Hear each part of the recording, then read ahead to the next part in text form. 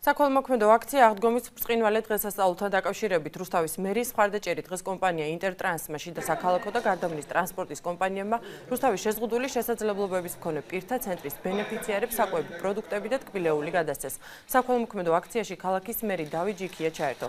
სპეციალურად ამ დღისთვის ცენტრის ბენეფიციარებმა ცნობილი მიუზიკლი ვერისუბნის მელოდიები დადგეს, რომელშიც მონაწილეობა თავად მიიღეს.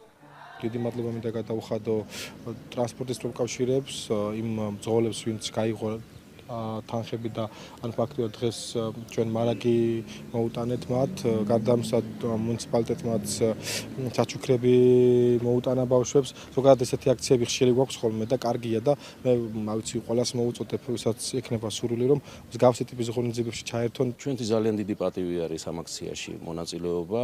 მინდა ამ საქციელით გადავცე ყველა დაინტერესებულ პირს, ყველა ორგანიზაციას ის რომ ხშირად იყოს ესეთი აქციები, არა მარტო სადღესასწაულო დღეებში, არამედ სხვა დღეებშიც და დროში, რომ ამ ადამიანებმა, კერძოდ ბავშვებმა თავი იგრძნონ არა დაჩაგრულად, არამედ საზოგადოების სრულყოფილ წევრებად. ჩვენ გამოვხმარებთ ამ აქციას პირველები და მოუწოდებთ ყველა დასაქმებულებს, რომ აი ამ ბავშვების რომ ინტეგრაცია მოხდეს საზოგადოებაში, ყველამ ჩვენებურად ვისაც საშუალება შეუძლია დაეხმაროს ასეთ ბავშვებს.